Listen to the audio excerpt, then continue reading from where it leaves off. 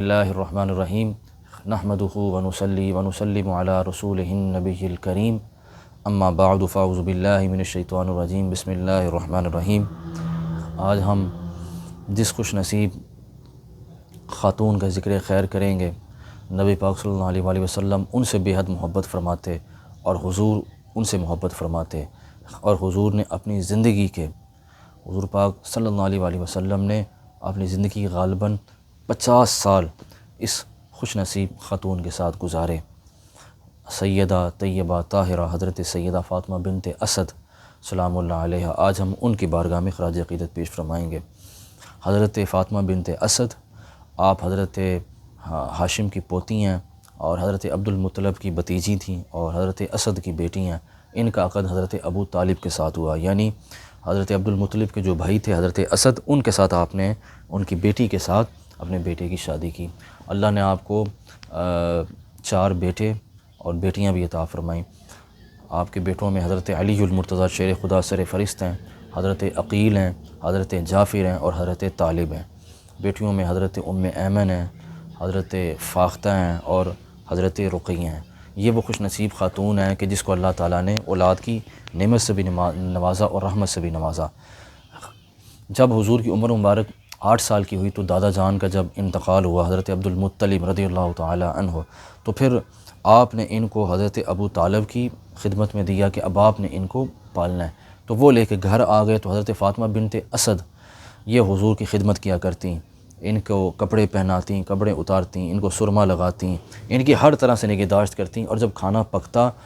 اس وقت تک کھانا نہ لگاتیں جب تک حضور پاک دسترخوان پہ تشریف نہ لے آتے، اور جب حضور آتے تو سب سے پہلے فرماتی ہیں کہ محمد صلی اللہ علیہ وآلہ وسلم پہلے آپ کھائیں پھر باقی شروع کریں گے۔ تو کھانے میں اتنی برکت پڑ گئی کہ نہ کھانا ختم ہوتا نہ روٹی ختم ہوتی، تو اللہ تعالیٰ نے حضرت ابو طالب کے گھر میں نعمتوں کی بارش فرما دی۔ حضرت فاطمہ بنت اسد رضی اللہ تعالی عنہ حضور سے بہت محبت کرتیں، اور بعض دفعہ تو ایسے ہوتا کہ گھر میں کچھ بھی نہ ہوتا تو وہ صرف حضور کو عطا کرتیں۔ گھر میں کوئی میٹھی چیز پکی ہے، کوئی سویٹ ڈش پکی ہے، کوئی بھی ایسی چیز ہوتی تحفہ، تو وہ حضور پاک کو پہلے دیتیں، اپنے بچوں کو بعد میں دیتیں۔ اور جب حضور چھوٹے تھے تو خدشہ تھا کہ حضور کو کوئی شہید نہ کر دے، تو اپنے بچوں کو، یعنی حضور سوتے تو اگر کسی نے دیکھ لیا کہ حضور یہاں لیٹے ہیں تو فوری طور پر وہاں سے حضور کو اٹھا کے دوسری جگہ سلاتیں اور اپنے بیٹے کو وہاں لٹا دیتیں، کبھی وہاں علی کو لٹا دیتیں، کبھی جعفر طیار کو لٹا دی، یعنی تاکہ حضور کی جگہ میرے بیٹے شہید ہو جائیں، حضور کو کچھ نہ ہو۔ تو حضور ان سے بہت محبت فرماتے، اور جب حضور نے اعلان نبوت فرمایا تو یہ سب سے پہلے حضور کے پہلی ہی دعوت پہ اسلام انہوں نے قبول کر لیا، یعنی یہ سابقون اولون میں ان کا شمار ہوتا ہے۔ اور جب حضرت ختیجہ کے ساتھ آپ کا عقد ہوا تو وہ جو ایک اس دور کی رسم کہہ لیں یا جو بھی معاملہ تھا، تو جو ماں کرتی ہے یا جو ساس کرتی ہے وہ حضرت فاطمہ بنت اسد نے حضور کی طرف سے کیا۔ حضرت ختیجہ الکبریٰ رضی اللہ تعالی عنہا کو گھر میں لے کے آئیں اور مکمل ان کو آپ نے ان کو پورا وارم ویلکم کیا، چونکہ وہ ان کے بھتیجے کی بیٹی تھیں، تو انہوں نے پورا کیا کہتے ہیں کہ اس کا حق ادا کیا۔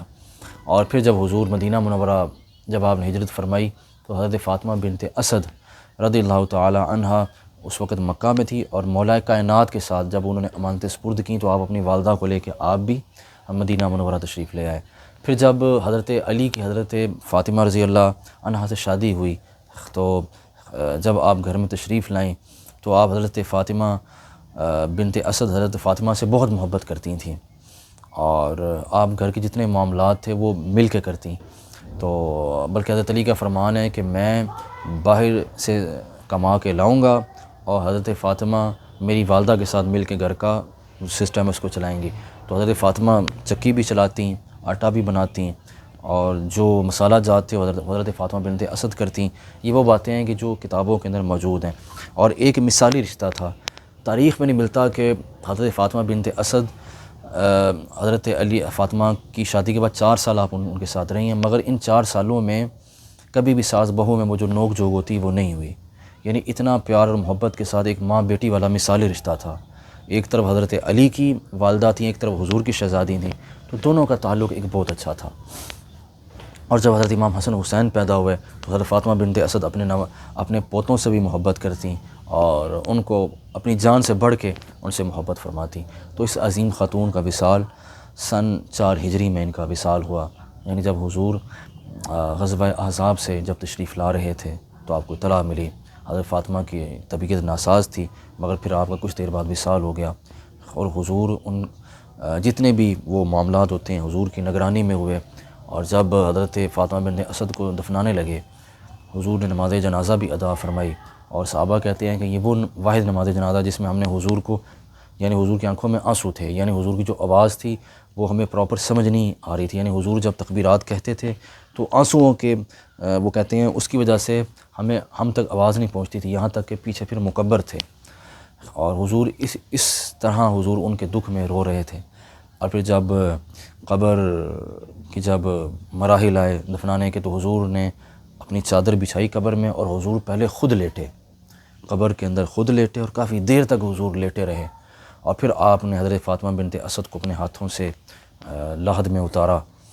اور اس کے بعد حضور پھر اپنی جن کو آپ نے اپنی ماں کا بھی درجہ دیا تھا، اپنی چچی کی قبر میں بیٹھ کے آپ نے جو اپنی انگلیاں تھیں وہ قبر میں داخل کیں، حضور کافی دیر تک روتے رہے۔ اور یہ وہ الفاظ تو ہم بیان نہیں کر سکتے کہ حضور کے اس وقت کیا جذبات تھے، مگر حضور کو ان سے بہت زیادہ محبت تھی، کیونکہ یہ وہ واحد خاتون ہے کہ جس کا حضور کے ساتھ 50 سال کا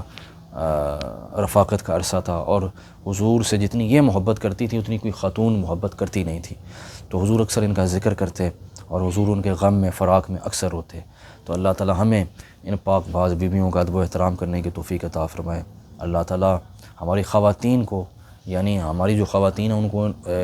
ان خواتین کو ہماری خواتین کے لیے رول ماڈل بنائے، اور اللہ تعالی ہمیں ان کا ادب و احترام کرنے کی توفیق عطا فرمائے۔ وما علینا الا البلاغ المبین۔